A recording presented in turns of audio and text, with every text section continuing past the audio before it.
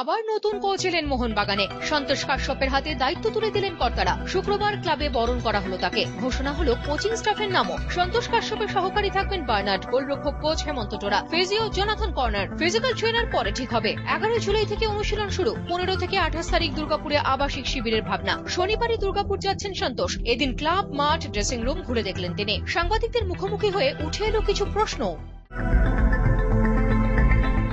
I already consulted with Mr. Devashish Dutta about the team, and they have also I have given few suggestions, and they have accepted and they did, and include the players in the squad. It's happened in the football game. So my job, I have a best of the talent. I feel with this striking like Odafa, Tolge, and defense, and a very balanced team, and.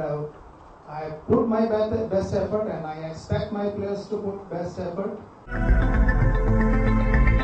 If he cannot perform, he has to go. It's simple rule all over the world applied, and same applicable for me also. Here is definitely as a team and with the fan base, the passionate people like media and the fans, we have to achieve our target to win the championship. So different teams, different challenges. So I have to overcome all these challenges. There is not such individual planning about Tolge or Odafa.